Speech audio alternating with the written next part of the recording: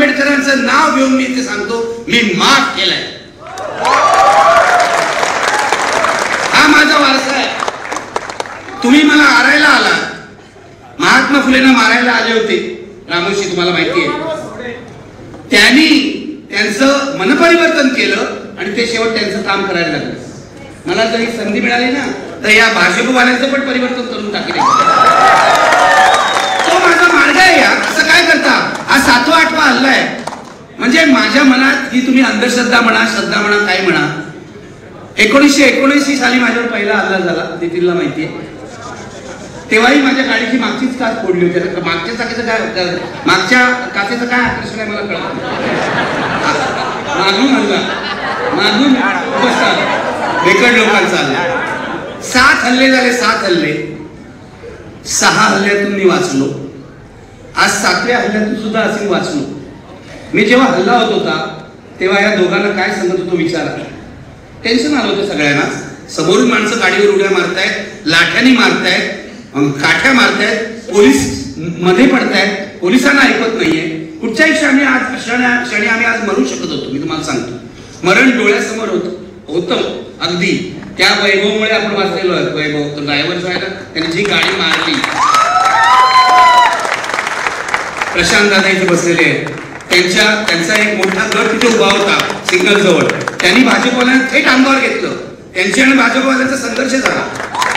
मी तुमचा ऋणी आहे, तुमचा सर्वांचा ऋणी आहे. याचं कारण तुम्ही मला आज जिवंत ठेवलंय. आणि जोपर्यंत निखिल वागळे आणि आमचे सगळे साथी जिवंत आहेत तोपर्यंत फॅसिझमच्या लढाईत आम्ही आघाडीवरच राहणार. मारू शकता तुम्ही आम्हाला. दाभोळकरांना मारलं, पानसरेला मारलं, कलबुर्गीला मारलं, आमच्या गौरी लंकेशला मारलं. तुम्ही कधीही आम्हाला मारू शकता, कारण आम्ही निहत्ते लोक आहोत. आमच्या हातात काही नाही. आमचं हत्यार हे प्रेम आहे, लक्षात ठेवा. तुम्ही कधी आमचा जीव घेऊ शकता, पण माझ्या मनात एक विश्वास आहे. त्याचं लॉजिक मला कृपया विचारू नका, नाही तर त्यावरही वाद घाला. माझ्या मनात एक विश्वास आहे पहिल्यापासून, 7 हल्ले सहन केल्यावर, की जो सत्याच्या मार्गावर चालतो त्याला एकतर फुले आंबेडकर किंवा महात्मा गांधी कोणीतरी वाचवत असेल. मी यांना सांगत होतो आपण म्हणणार नाही. हा माझा विश्वास आहे. नितीन, तू मला अंधश्रद्धा म्हण, काही म्हण, पण हा माझी श्रद्धा आहे. आपण सत्याचं काम करतो. आपल्याला हे लोक मारू शकत नाही, आपल्याला जखमी करतील. आज आमची डोकीच फुटणार होती. काचा गेल्या सगळ्या केसामध्ये आणि अंगामध्ये, पण जगलो आपण. जिवंत राहिलो. आणि जोपर्यंत आम्ही जिवंत आहोत तोपर्यंत तुमच्याशी संघर्ष करणार. या भारताचा हिंदू पाकिस्तान होऊ देणार नाही.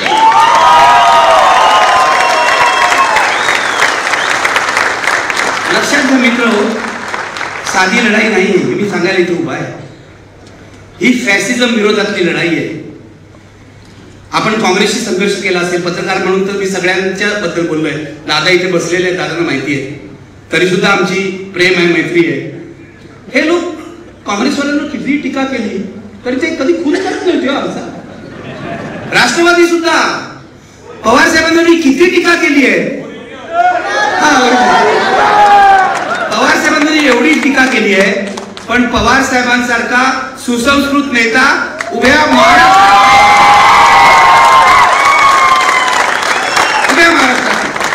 त्यांची संस्कृती आणि यांची संस्कृती बघा.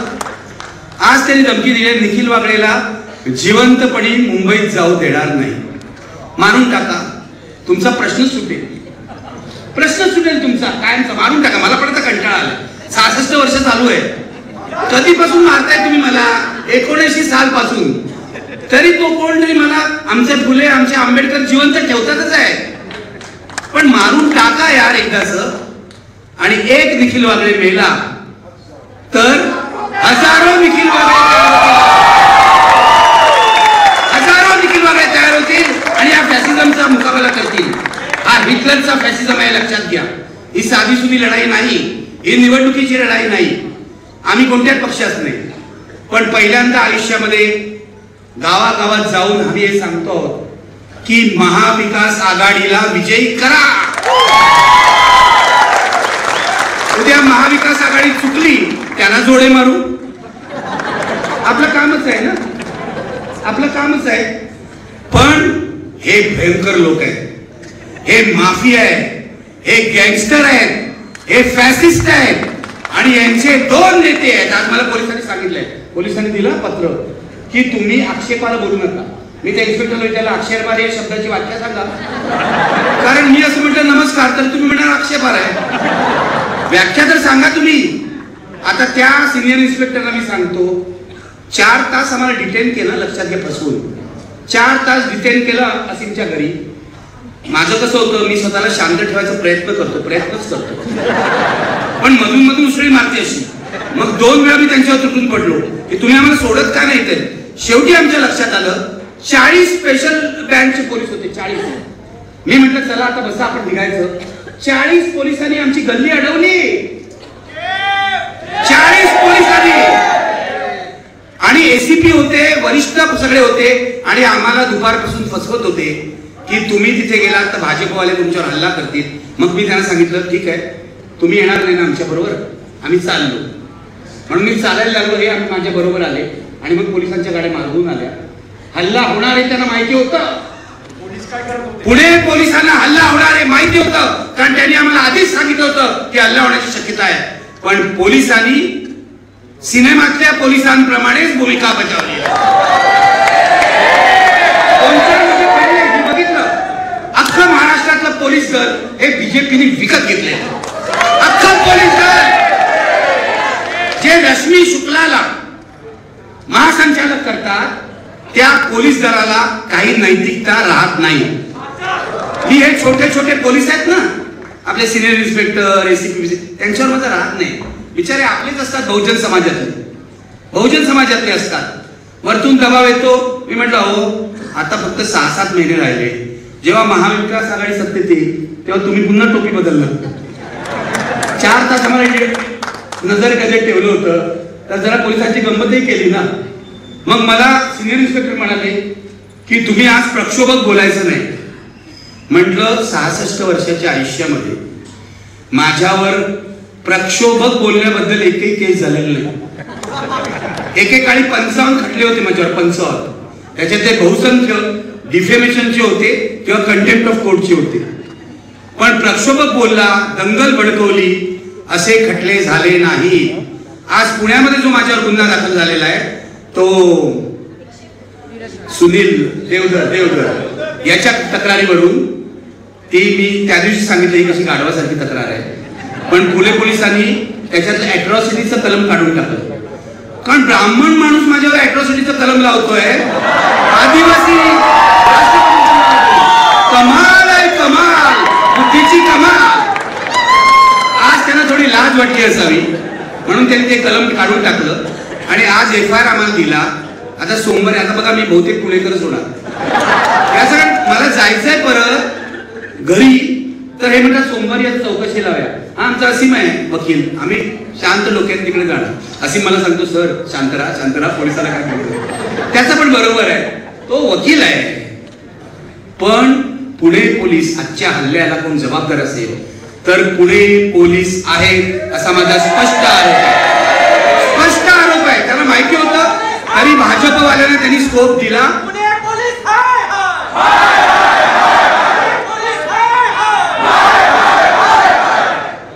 आता हळूहळू महाराष्ट्र पोलीस आहे असं म्हणायची वेळ सोडून त्या वाट लावली हो या सगळ्या 3 चाकाच्या गाडीने वाट लावली आहे. काय झालं परवा मी येणार आहे ललित कलावर, कारण ललित कलाचा जो विषय आहे तो केवळ त्या नाटकापुरता मर्यादित नाहीये, मी तुम्हाला सांगतो. पण त्याआधी तुम्हाला सांगतो 5 गोळीबाराच्या घटना 5 दिवसात घडलेल्या आहेत. 5 गोळीबाराच्या घटना. तो आमचा गणपत गायकवाड केबल ऑपरेटर, हा केबल ऑपरेटर होता 2009 ला, निवडणुकीला उभे केला राहायला आणि पहिलं काय तर IBN लोकमत बंद केलं त्यांनी. अशा माणसाला लोक मत देतात म्हणजे खरं म्हणजे लोकांना सुद्धा शरम वाटायला पाहिजे. मतदार 3 वेळा निवडून आला आणि हा म्हणतो शिंदेना मी 100 कोटीपेक्षा जास्त पैसे दिले आणि पोलीस स्टेशन मध्ये गोळीबार करतो. काय झालंय महाराष्ट्राचं? कोणीतरी आज म्हणालं महाराष्ट्राचा उत्तर प्रदेश बिहार होतोय नाही झालाय. उत्तर प्रदेश बिहार झालाय. आता उत्तर प्रदेशवाले म्हणतील की आमचा महाराष्ट्र होतोय. लक्षात घ्या, एकेकाळी बुद्धिवंतांचा महाराष्ट्र आता बदमाशांचा महाराष्ट्र झालाय. आणि या फडणवीस, त्याच्यानंतर शिंदे आणि दादा पवार यांनी तो विकायला काढलेला आहे. झालं तो गणपत गायकवाड गोळीबार करून गेला. हे अजित दादा येऊन इथे एका शेख नावाच्या गुंडाला भेटले. आधी तो पार्थ पवार त्यांचा देवटा तो भेटला. आणि पार्थ पवार कोणाला भेटला? गजा मारण्याला भेटला. पुण्यातल्या तुमच्या लोकांना सगळा तो इतिहास माहिती असणार, मी काय सांगायची गरज नाही. हे आजच का गुंडांना भेटतंय? मी तुम्हाला सांगतो, यावेळची महाराष्ट्रातील निवडणूक सगळ्यात रक्तरंजित निवडणूक असणार आहे. सगळ्यात रक्तरंजित. रक्त नाही सांडायला पाहिजे. आपण आपलं गुंडांना पकडून द्यायला पाहिजे. या सगळं काय चालतंय ऐक जरा, ऐका जरा काय सांगतोय मी शांतपणे. सीएमओ मध्ये मुख्यमंत्र्यांच्या ऑफिसामध्ये गुंडांना मॅनेज करायला एक पोलीस अधिकारी बसलेला आहे. प्रदीप शर्मा. हा बरोबर आहे. माझी व्हिडिओ बघता वाटतं तुम्ही. गुड. प्रदीप शर्मा नावाचा बदनाम पोलीस अधिकारी सीएमओ मध्ये बसलेला आहे. त्याचं एकमेव काम आहे की या सर्व गुंडांना मॅनेज करणं. त्याला अजून ऑफिशियल पोझिशन नाही, तो ओएसडी झालेला नाही, पण त्याला नेमलाय. आता प्रदीप शर्माचे उपपदव्या आमच्या फडणवीसांना काय पटत नाही. त्यांनी काय केलं, 2 दिवसापूर्वी या प्रदीप शर्मावर आयटीची धाड घातली, इन्कम टॅक्सची धाड घातली. आतलं युद्ध आहे. कोणाचा बळी पडेल सांगता येत नाही. बघा, एकमेकाला मारणारच एक दिवस हे लोक, पूर्णपणे मारणार आहे. इतकी घाणेरडी पातळी झाली यांची. मंत्रालयामध्ये गुंड जातात, व्हिडिओ काढतात, व्हायरल करतात आणि सर्व उद्योग करतात. तुमच्या पुण्यातल्या ज्या गँग आहेत ना, या बहुसंख्य गेल्या वेळेला राष्ट्रवादीसाठी काम करत होत्या, अजितदादासाठी. म्हणजे पुण्यातले तुमचे बादशाह होते अजित. मग काय म्हणू? बरं, अजित पवार दादा म्हणून प्रेम केलं. बरोबर आहे, ठीक आहे. ओके, आता दादा रोहित दादा आले. अरे वा, रोहित दादा पण धाडसी आहे. रोहित दादा, मी तुम्हाला एक गोष्ट सांगतो माझ्या अनुभवावरून. मी 7 वेळा जेलमध्ये गेलो. 2 वेळा मला विधानसभेने पाठवलं. जेल एवढी वाईट जागा नाहीये, घाबरू नका.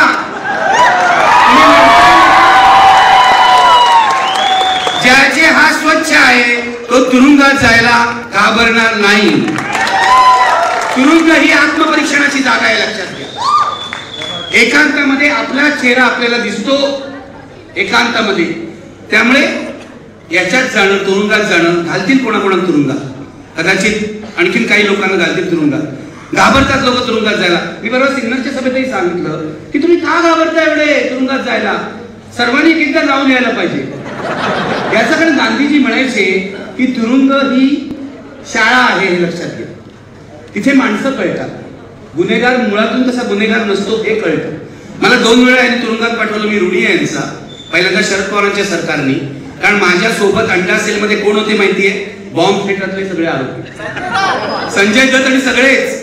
आणि दुसऱ्या वेळेला माझ्या सोबत होते केतन पारेख प्रकरणातले आरोपी आणि त्या प्रिया राजवंशी खुनी, देवानंदचे 2 भाचे माझ्या बाजूच्याच कोठडीत होते. इतकी गंमत येते त्या तुरुंगामध्ये, अनुभव तुम्हाला सांगतो. त्यामुळे आमचे डॉक्टर लोहिया म्हणायचे त्याप्रमाणे त्रिसूत्री पाहिजे राजकारणामध्ये. त्रिसूत्री, तुरुंग, फावडा आणि मतपेटी, ही त्रिसूत्री पाहिजे, लक्षात घ्या. सगळ्या राजकीय पक्षांनी लक्षात ठेवलं पाहिजे. आपल्याला तुरुंगात जायची तयारी पाहिजे, व्यवस्थेशी संघर्ष करू. फावडं म्हणजे विधायक काम आणि मतपेटीच परिवर्तन घडवू शकेल, जे यावेळेला लोकसभेला सुद्धा महाराष्ट्रात घडणार आहे. माझ्याकडून लिहून घ्या तुम्ही. ईव्हीएम हटा वगैरे ठीक आहे, ते नाही हटलं तरी महाराष्ट्रात लोकसभा आणि विधानसभेला मोदींना मोठा फटका बसणार आहे. बसणार. आम्ही गावागावात जातो, याला विचारा. लोकसभेला सुद्धा त्यांना माझ्या मते 20च्या पेक्षा कमी जागा मिळतील. आणि 15 म्हणतात ते, ठीक आहे, तुमच्या तोंडात साखर पडतो. आणि विधानसभेला माझं फक्त या लोकांना महाविकास आघाडीचं एवढंच म्हणणं आहे, आम्ही एवढे फॅसिस्टांशी लढतो या भाजपशी, मरायला तयार आहोत. तुम्ही एकत्र राहा बाबांनो, एकत्र राहा. आणि तुम्हाला जर्मनीमध्ये 1930 साली हिटलर का जिंकला माहितीये?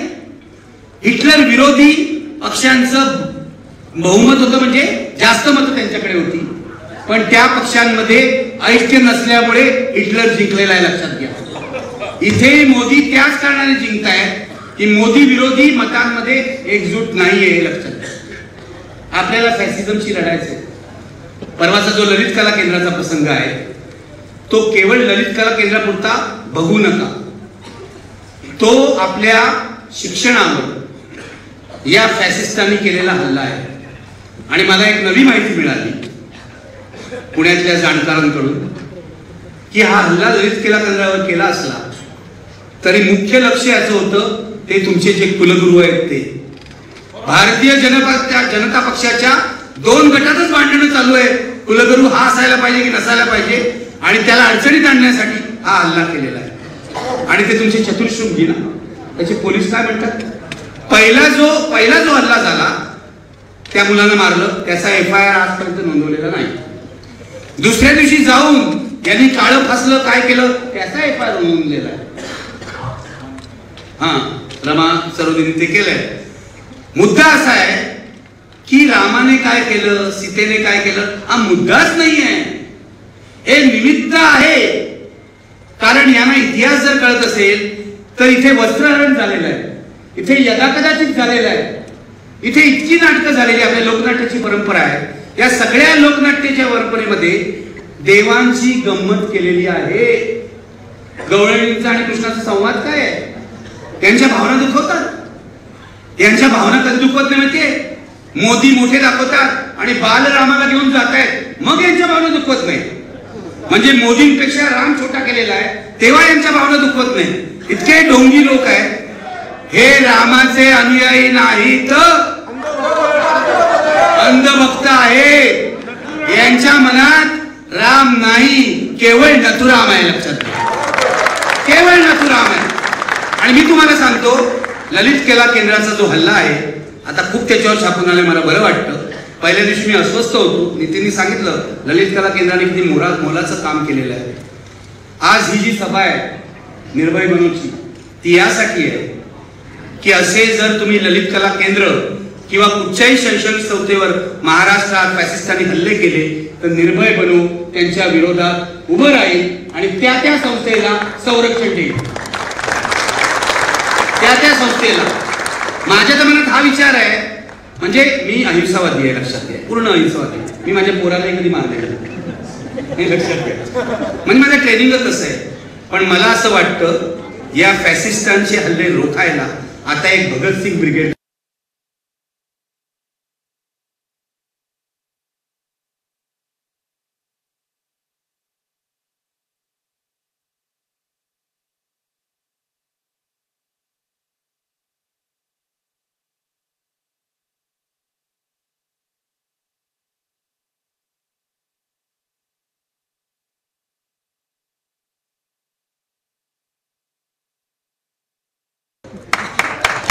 हे लक्षात घ्या.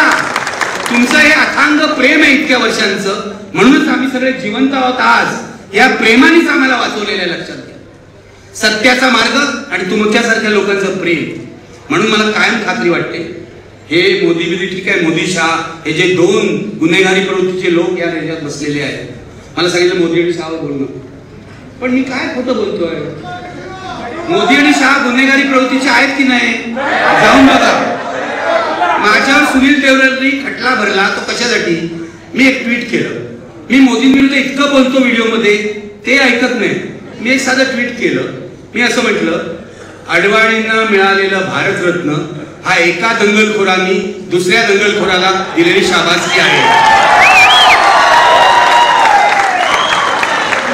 इतकं साधं वाक्य आहे. याच्यात माझं मतही नाही, कारण फॅक्ट आहे, वस्तुस्थिती आहे.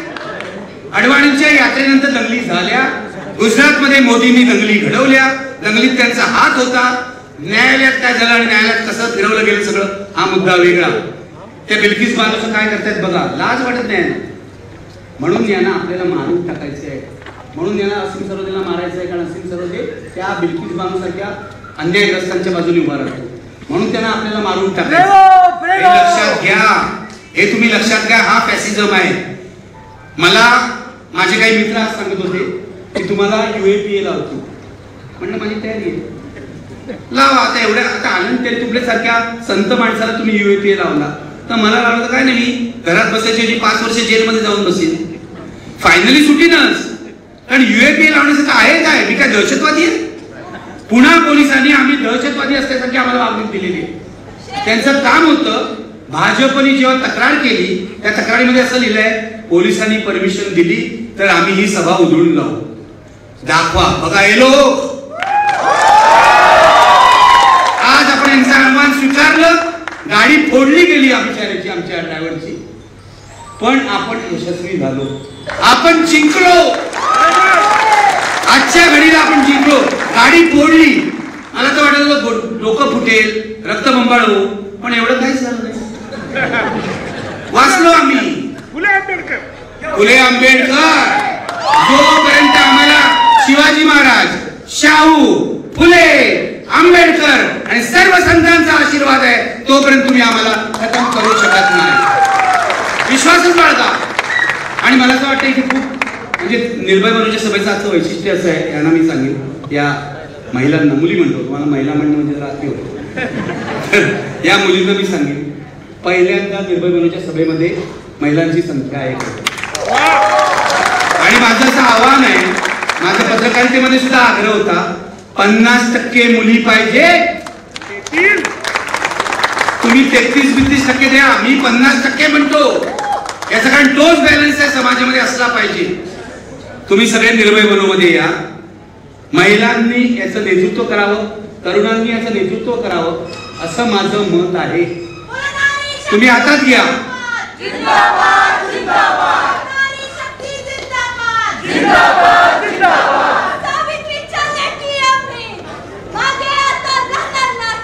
Very good.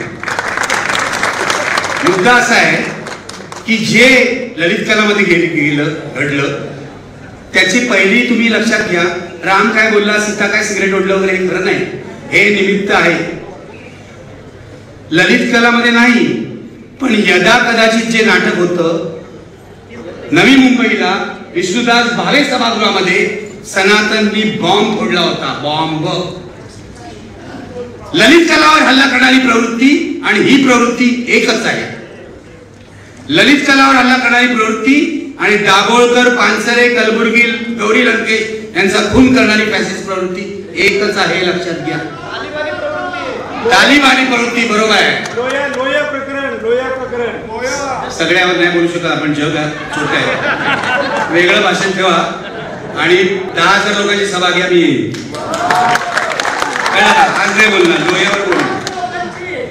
मुद्दा हा आहे, मी हे तुम्हाला सांगतोय आणि हात जोडून सांगतोय. आज ललित कलामध्ये घुसले, आज आणखीन कुठे घुसले, आज मुसलमानांवर बुलडोजर फिरवले, कोणी काही बोललं नाही. हे लोक आज आम्हाला ज्या पद्धतीने मारलाय, तुम्ही बघितलंय विश्वभर कसे मारत होते आणि काय करत नाही. पण मी म्हणतो की हे आपलं ट्रेनिंग आहे, हे ट्रेनिंग आहे, याच्यातूनच कार्यकर्ता तयार होतो. पहिल्यांदा मी जेलमध्ये गेलो होतो इंदुताई केळकरांच्या अंग्रेजी हटाव मध्ये, आझाद मैदान जेलमध्ये 24 तास. मस्त अनुभव. अरे जेल कधी बघितलं नव्हतं, पहिल्यांदाच बघितलं. सत्याग्रहामध्ये जेलमध्ये गेलो आणि अनुभव आले. माझा मुद्दा एवढाच आहे की ही फॅसिस्ट माणसं ललित कलावर हल्ला करून थांबणार नाहीये. ही आपल्या घरात घुसणार आहे, ते लक्षात ठेवा. ही आपल्या घरात घुसणार आहे. कारण राम जन्मभूमी, राम मंदिर ज्या दिवशी झालं त्या दिवशी एका RSS वाल्याचा मला फोन आला, ललितच्या शिव्या घातल्या नेहमीप्रमाणे, आणि म्हणाले एक दिवस तुमच्या घरात घुसून तुम्हाला धडा शिकवू. ही त्यांची हिंमत वाढलेली आहे. हे रामाचे वंशज वगैरे काही नाही, हे रामाचे व्यापारी आहे, ते लक्षात ठेवा. नाहीतर राम मंदिरा पाठोपाठ तो लोढा तिथे गेला नव्हता नसता. लोढा बिल्डर मुंबईचा गेला अयोध्येमध्ये. हजारो एकर जमीन त्यांनी खरेदी केली आहे आणि त्यातल्या जमिनीचा एक तुकडा अमिताभ बच्चननी 14 कोटीला घेतलाय. रामाचा वापर आहे. अदानी पण गेलाय ना, अदानी पण गेलाय बघा. अंबानी गेलाय का थोड्या दिवसात बघा. ऐका, मुद्दा हा आहे की राम एक मंदिर बांधायचं आणि त्याभोवती मार्केट उभं करायचं, रामाचा मॉल. हा धंदा आहे, हा धंदा आहे. श्रद्धेचा धंदा आहे, लक्षात ठेवा. या लोकांना धर्माबद्दल प्रेम नाही, यांना धर्म विकायचा आहे. तिथे राष्ट्रपती म्हणतात आम्ही आदिवासी केली आणि त्या राष्ट्रपतींना साधं निमंत्रणही नव्हतं, त्यांचा वारंवार अपमान केलाय. आणि हा सुनील देवधर मलाच सांगतो की तू राष्ट्रपतीचा अपमान केला म्हणून तुझ्यावर ऍट्रोसिटी. काय बोलायचं आहे ना, काय बोलायचं. मित्र, माझी एवढीच शेवटी विनंती आहे, सगळे एकत्र राहूया. छोटे छोटे मतभेद विसरा. आज जोडून तुम्हाला सांगतोय, पुरोगामी चळवळी बरोबर मी इतकी वर्ष काढली पत्रकार म्हणून. यशवंतरावांनी बेरजेचं राजकारण केलं. आम्ही सगळे वजाबाकीचं राजकारण करतो. आमच्या बरोबर 90% ज्याचं पट्ट आहे ना त्याला पण बाहेर पडतो. नाही नाही तू बाहेर. इतके आम्ही शुद्ध ब्राह्मणी होतो सगळे पुरोगामी चळवळीतले लोक. माझं म्हणणं आहे, मतभेद विसरा. काँग्रेस असो, राष्ट्रवादी असो, वंचित असो, सगळं. शिवसेना आपले उद्धव ठाकरे बदलले बरोबर. शिवसेना उद्धव ठाकरे ओरिजिनल बरोबर. ओरिजिनल निखिल वागळे ओरिजिनल, तसं ते ओरिजिनल, हे लक्षात घ्या. तर एकत्र राहूया. हिटलरशी लढाई आहे, मुसोलिनीशी लढाई आहे. जगातल्या सगळ्या हुकुमशहांचा इतिहास काढून बघा. जेव्हा हुकुमशहा तिसऱ्या टर्मला निवडून येतो तेव्हा तो अधिक जाचक बनतो. पुतीनचा इतिहास पहा. बांगलादेशामध्ये अगदी जवळ आहे आपला शेख हसीनाचा इतिहास पहा. तिथे तुर्कस्तानमध्ये तिथल्या अध्यक्षाचा इतिहास पहा. अधिक सेन्सॉरशिप येणार. आणि तुम्हाला याची जाणीवही नाहीये की IT रूल तर यांनी केलेच, पण सोशल मीडिया सेन्सॉरशिपचं बिलही यांनी मंजूर केलेलं आहे. बहुमताच्या जोरावर पास केलेलं आहे. अजून इम्प्लिमेंट व्हायचं आहे एवढंच. म्हणजे युट्यूब वरून आता जे आम्ही रवीश कुमार, अजित अंजुम सगळे करतोय ते एक दिवस बंद होणार. पण काळजी करू नका, आपला आदर्श भगतसिंगाचा आहे. आपण आणीबाणी बघितलेली आहे. आम्ही भूमिगत मार्गाने ही चळवळ चालू ठेवू. म्हणजे तुम्ही दोघात हिंसा वगैरे करणार नाही. जसा रेडिओ उषा मेहतानी स्वातंत्र्य आंदोलन चालवला तसा रेडिओ किंवा टीव्ही स्टेशन किंवा वेब पोर्टल आम्ही चालू आणि मोदी शहांची जुलमी हुकुमशाही आणून पाडूया. निखिल वागळे आगे बढो म्हणतात. आपण असं म्हणूया, बाबासाहेबांचा आशीर्वाद आहे.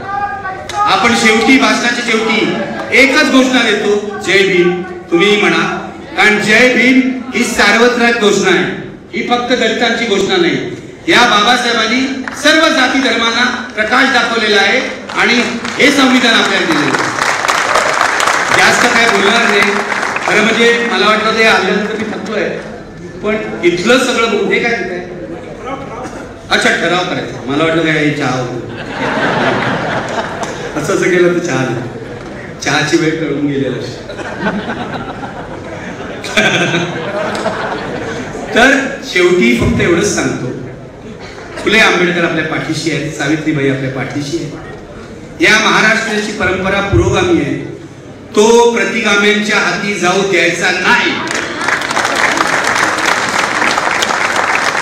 मी पत्रकारांना नेहमी सांगतो, तुम्हाला जर चांगली पत्रकारिता करायची असेल तर मरायला तयार राहा.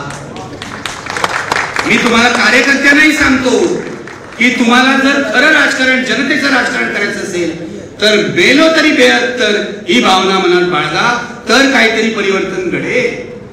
खूप तरुण कार्यकर्ते आहेत सर्व पक्षांमध्ये. त्यांना सांगतो, सत्तेच्या खेळात बसू नका. सत्तेचा खेळ आहे, मला माहिती आहे, तो करावा लागतो. पण हल्ली सत्तेच्या खेळात फार रुचलेत कार्यकर्ते. बाहेर पडा, लोकांसाठी काम करा. लोकांसाठी काम कराल तर लोकांच्या मनात जा आणि तुम्ही जिंकाल. तेव्हा शेवटी पुन्हा एकदा आठवण देतो तुम्हाला, सांगतो की यावेळी हरवायचं आहे कुणाला?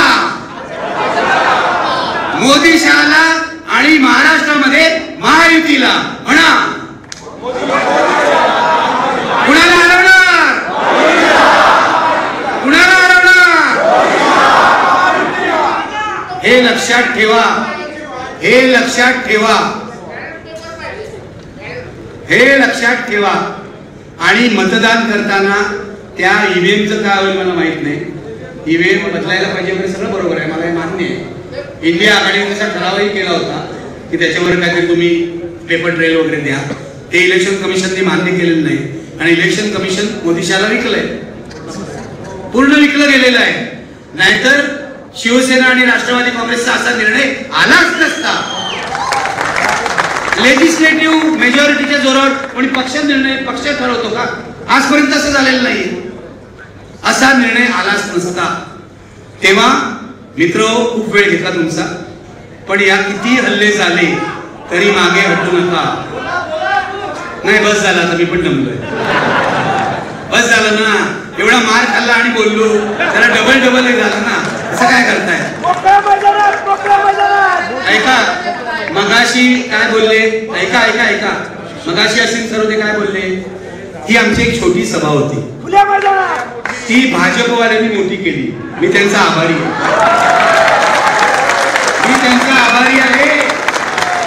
ते आपले नादी लागले नसते तर आपले एवढं सगळं प्रसिद्धीच झाली नसती.